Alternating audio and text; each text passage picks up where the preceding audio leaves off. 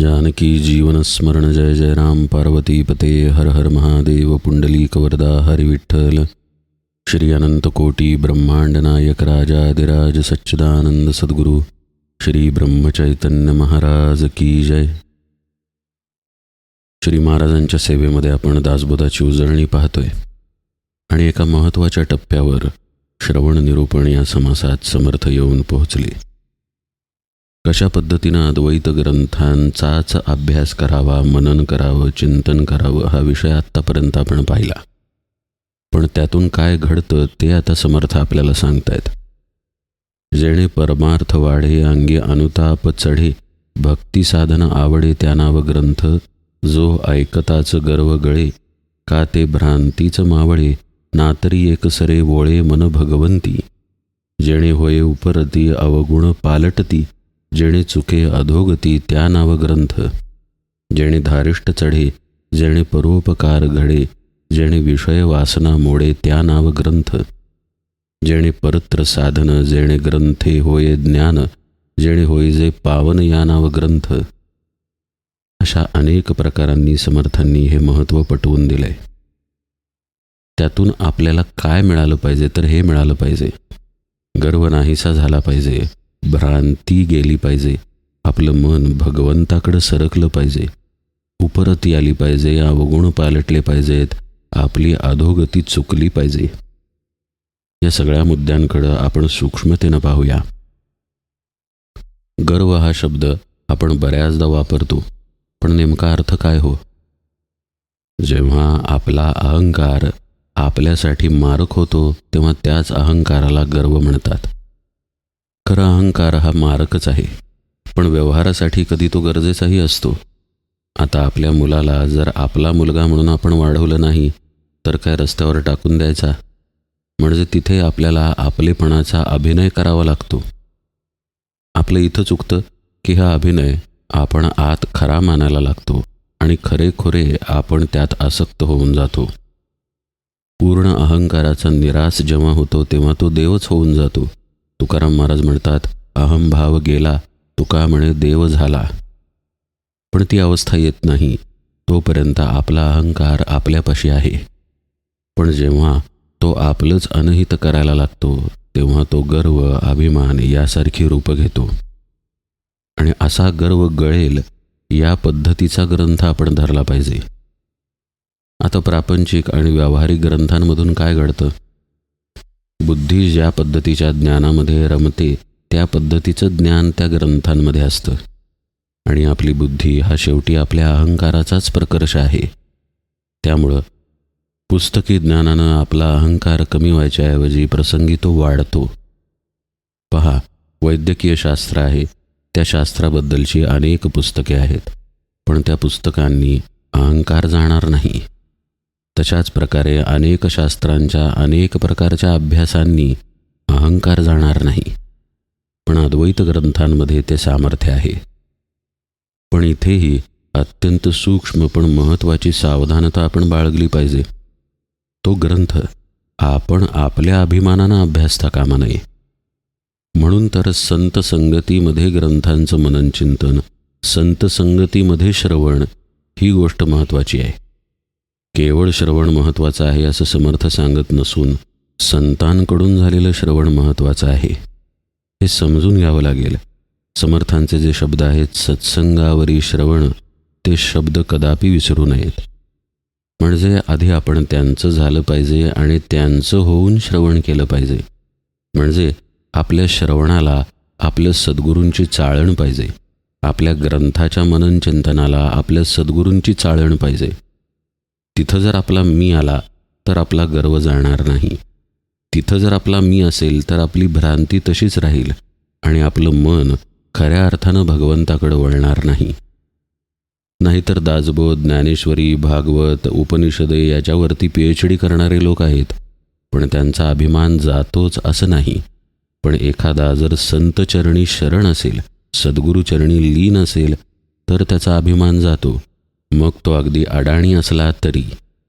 म्हणजे समर्पण घडलं पाहिजे, या मार्गानं मनन चिंतन घडलं पाहिजे, ना की स्वतःचा अभिमान वाढवण्यासाठी।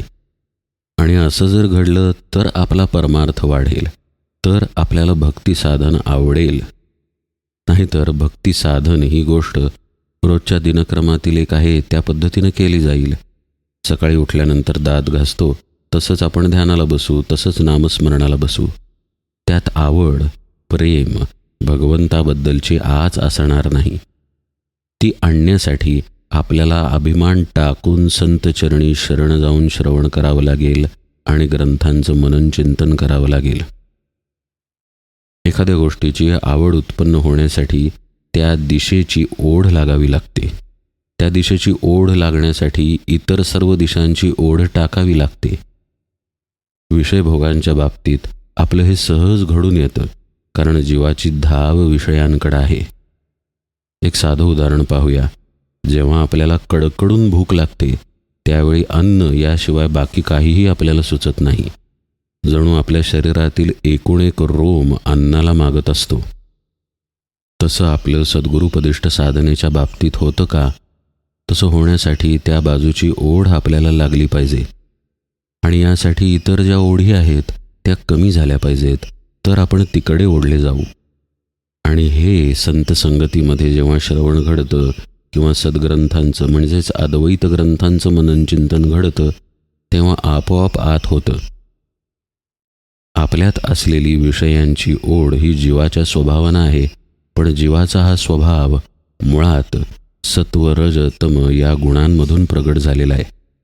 आणि हे गुण प्रकृतीला आलेले आहेत आणि ही प्रकृती आपल्या अज्ञानामुळं आपल्यापाशी आहे. वस्तुतः आपण या प्रकृतीपासून पूर्णपणे वेगळे असे सच्चिदानंद स्वरूप आहोत. तरीही आपण भ्रमानं आपण देह, आपण जीव अशी कल्पना करून घेतलेली आहे, भ्रम करून घेतलेला आहे.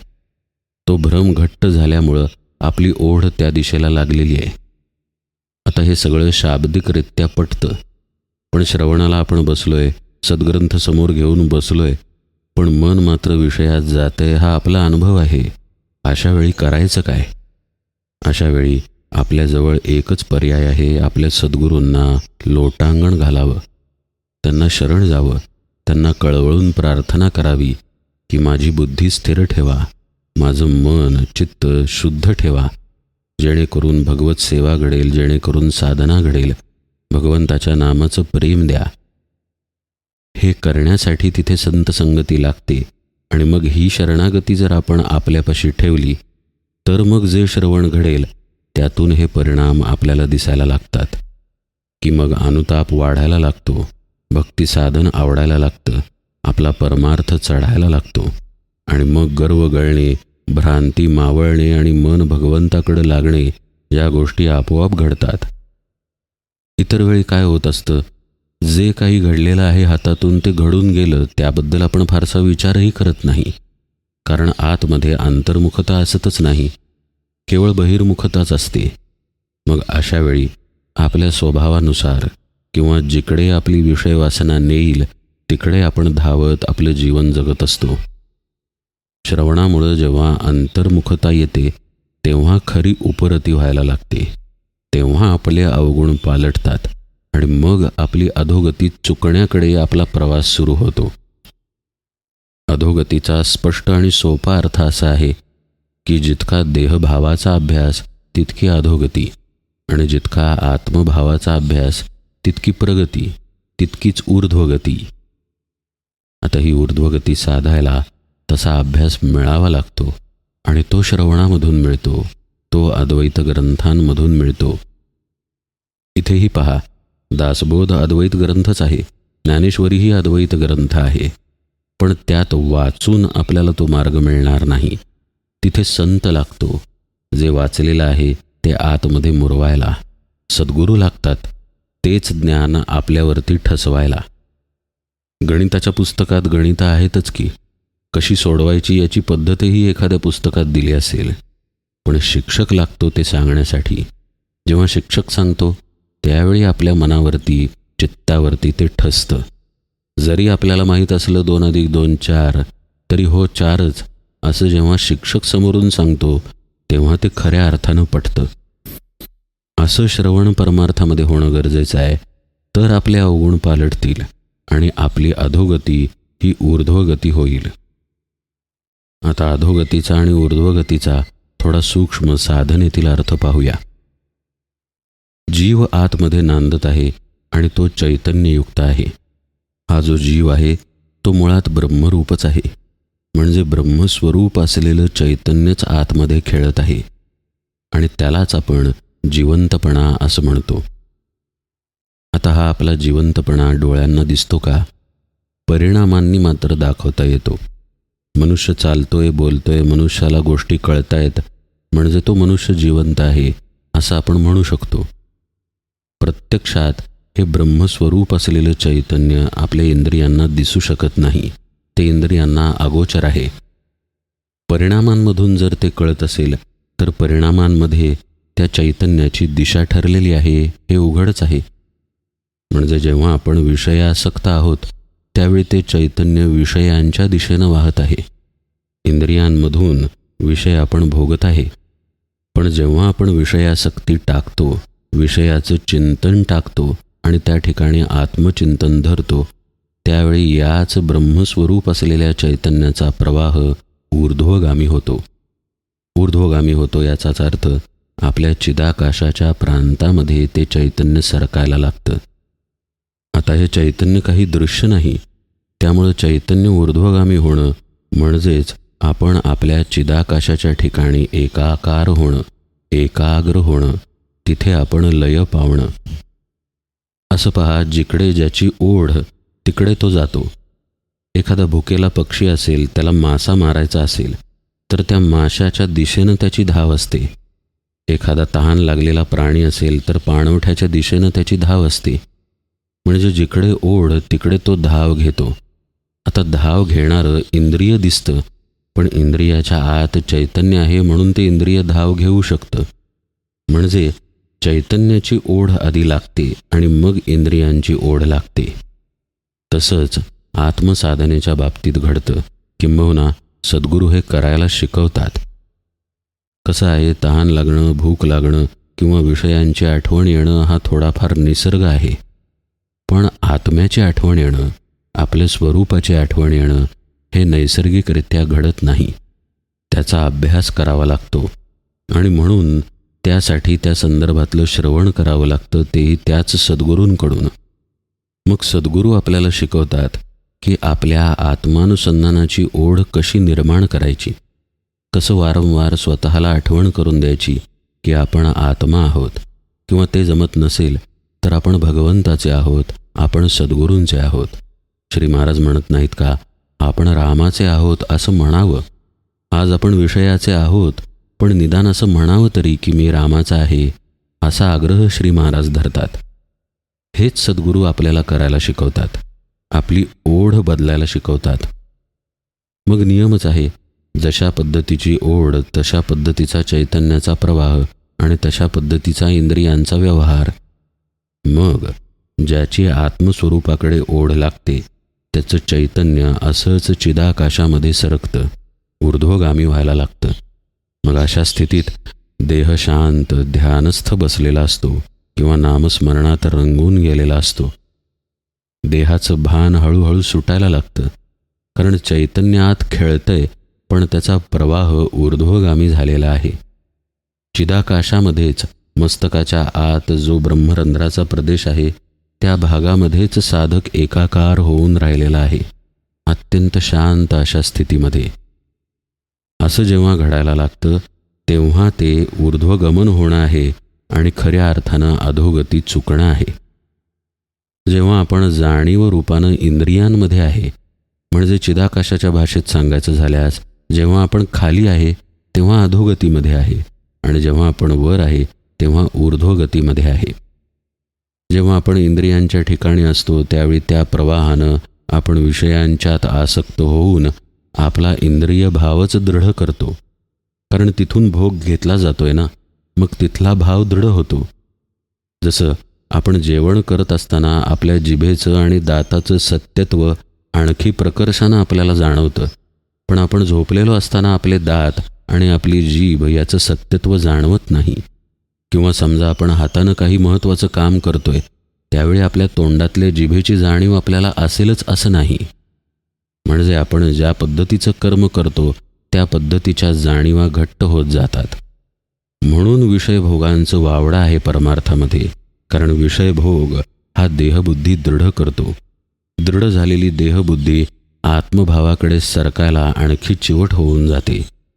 पण आत्ता जो आपण ऊर्ध्वगतीचा मार्ग पाहिला, त्या गतीमध्ये आपण आपल्या चिदाकाशामध्ये, आपल्या आत असलेल्या आकाशामध्ये शांतपणे आत्म्याशी एकाकार होण्याचा अभ्यास करतो.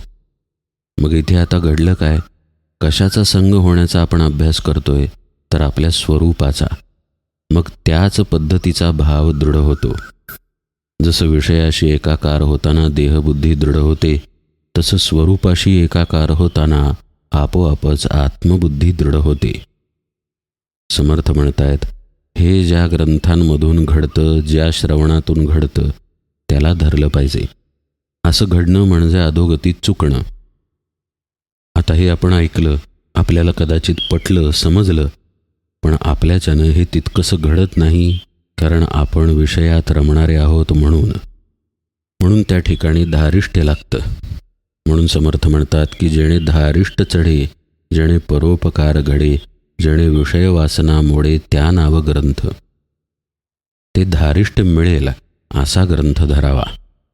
आणि अद्वैत ग्रंथांमध्ये ते धारिष्ट्य असतंच असतं. आपोआपच अंतरामध्ये बदल घडतो. आपोआपच आपली ओढ बदलायला लागते आणि मग आपण साधनेला बसायची हिंमत करतोच. कुणाला वाटेल हिंमत कशाला लागेल? तर त्याला खरोखर हिंमत लागते, कारण आपण बहिर्मुखतेत रमणारे लोक आहोत. अशा वेळी शांत बसायला हिंमतच लागते. आता आपल्याला काहीही करायचं नाही, कसलाही विचार नाही, चिंतन नाही, कसलंही मनन नाही. केवळ शांत बसून नाम घ्यायचं आहे किंवा ध्यान करायचं आहे, यासाठी हिंमत लागते. सगळं टाकावं लागतं ना, आपले विचार, आपली मतं, भोग, इंद्रियांचं सुख. मग या गोष्टीचा आपल्याला कंटाळा असतो. हे आपल्याच्यानं करवत नाही. म्हणून समर्थ म्हणतायत की ज्या गोष्टीनेही हिंमत वाढेल असा ग्रंथ धरा. त्या ग्रंथाच्या मनन चिंतनातून आपल्या आत तशा पद्धतीचे विचार सुरू होतात. म्हणजे समजा आपण श्री महाराजांचं चरित्र वाचलं, त्यांची प्रवचनं वाचायला लागलो आणि विचार करायला लागलो, तर कधी ना कधीतरी आपल्याला असं वाटतं की शांत बसावं आणि एकदा तरी राम राम असं म्हणावं, बघूया तरी काय होतंय. हा त्या अद्वैत ग्रंथाचा, त्या संतांचा परिणाम आहे. समर्थ सांगतायत की हे घडल्याशिवाय विषय वासना मोडून निघणार नाही, कारण आपण असंच बहिर्मुख अनंत जन्म जगत आलेलो आहोत. आपण जर अद्वैत ग्रंथ आपल्या जीवनामध्ये आणला नाही तर आपण तसंच जगत राहू. एवढं सांगून समर्थ पुढं म्हणतात, जेणे परत्र साधन, जेणे ग्रंथे होय ज्ञान, जेणे होईजे पावन, या नाव ग्रंथ. परत्र साधन म्हणजेच परमार्थाचं साधन, म्हणजेच आपली गुरुपदिष्ट साधना. ती आपल्याला अद्वैत ग्रंथांमधून कळते. इथेही पहा बरं का, ती सांगायला मात्र सद्गुरू लागतात, पण सद्गुरूंनी सांगितल्यानंतर ती ठसते अद्वैत ग्रंथांमधून, त्याच्या श्रवणामधून. जसं भगवंताचं नाम घ्यावं हे श्री महाराजांनी सांगावं लागतं, तर तो अनुग्रह झाला.